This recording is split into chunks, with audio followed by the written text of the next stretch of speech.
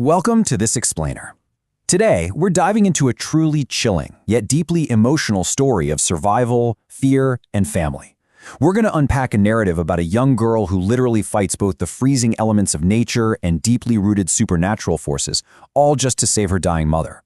If you're into stories that blend psychological horror with heavy social commentary, well, you are definitely in for a fascinating journey today. Let's jump right into the darkness. So to kick things off, let's look at the foundational question that acts as the beating heart of our entire narrative. When superstition pushes a family into a cursed forest, who actually wins? Vengeful spirits or a daughter's selfless love? You see, this isn't just your run-of-the-mill ghost story. The stakes here are incredibly personal. We're witnessing a clash between the destructive power of societal superstition, the genuine terror of angry spirits, and the pure, unyielding force of a 12-year-old daughter's love. It sets up this brilliant thematic conflict that drives literally everything that follows. Section 1. Superstitions and the Difficult Journey. Listen to the fierce determination in this quote from Grandfather Vishwanath. "We will fight both nature and destiny." He says this to his 12-year-old granddaughter Anjali as they're braving a freezing, totally life-threatening blizzard, traveling by bullock cart toward Devprayag. And their goal? They have to find a rare herb called the Sanjivani Kand. It's the absolute last hope to save Anjali's mother, Ragini, who is fading fast. I mean, this quote just perfectly captures the sheer grit you need when it feels like the whole world and fate itself are entirely against you. And this timeline right here brilliantly illustrates how it all started. A simple natural disaster, a famine that destroyed the village's crops, rapidly devolved into rampant superstition. People were desperate, They needed a scapegoat, and they chose Ragini, basically declaring her face bad luck. This completely unjust banishment directly caused her life-threatening illness. It's a really powerful reminder of how human fear can manufacture entirely new tragedies, way before any actual ghosts even enter the picture. Section 2. The Secret of the Deserted Mansion. Now, notice the stark contrast we have here. Outside, Vishwanath and Anjali are facing a deadly, freezing storm, a very real, physical threat.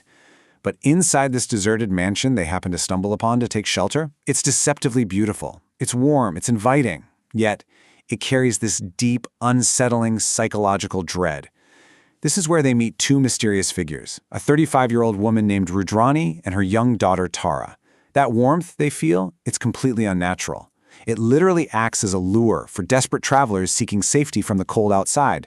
Then we get this deeply unsettling quote from young Tara, who is clutching a cloth doll named Rani. She says, "This mansion is my friend. Silence never leaves you alone." This right here reveals the deep psychological haunting embedded in the very walls of the estate. Tara actually explains that the mansion feeds on the fear of those who enter. It's such a chilling concept, right? The idea that a physical building acts as a companion to lonely spirits, basically absorbing the silent screams of its victims. It just goes to show us that true horror is often quiet and incredibly isolating. Section 3. The Sarpanch's Hidden Truth. Okay, so the plot thickens significantly right about now. After surviving the night and making it to a hotel in Devprayag, the hotel manager gives them a warning. That mansion is famously cursed by ghosts. Seeking answers, Vishwanath and Anjali actually confront their village head, Sarpanch Sere. And wow, it turns out his own brother was a guard at that mansion when the original tragedy occurred. The haunting actually followed his family. So driven entirely by his own selfish fear of these supernatural events, the Sarpanch banished Anjali's mother, framing her for the bad luck just to protect himself. Wild, right? And that leads us to a statement that perfectly encapsulates the thematic core of our entire story. The real horror wasn't the ghosts, but the darkness of human superstition. Yes, the vengeful spirits of Rudrani and Tara are undeniably terrifying, but the true villain? It's human cowardice. The ghosts were merely a consequence of the village's cruelty, and the Sarpanch's desperate need to hide his own supernatural terror is what ruined an innocent woman's life. It really challenges us to look closely at where the real monsters in society truly hide. Section 4. The Story of Rudrani and Tara. To really understand this supernatural threat, a local yogi named Gyandev is summoned, and he reveals the dark history of these spirits. Looking at this tragic timeline, the parallels to Anjali's own mother are just heartbreaking. Years ago, Rudrani's daughter Tara suffered a severe fever. Desperate for medicine, Rudrani tried to return to her village, but the villagers, absolutely terrified of bad omens, denied them entry. Little Tara died right outside the village gates.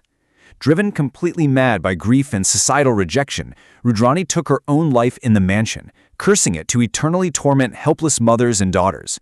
So the ghosts aren't just evil, they are deeply wounded victims of the exact same prejudice Anjali is fighting against right now. Now, understanding the concept of a Chalawa is absolutely essential here. Yogi Gandev explicitly warns Anjali that as she returns with the healing herb, Rudrani and Tara's spirits will use this specific tactic. So what is a Chalawa? It's a supernatural illusion or trick meant to deceive and trap the living. It isn't a physical attack, it's a total psychological illusion. It's literally designed to look appealing, to trigger your empathy or your fear, and to trick you into making a fatal mistake. For Anjali, this is going to be the ultimate test of her focus. Section 5. Sanjivani and the Final Illusion. Yogi Gyandeve doesn't just send them off with well wishes either.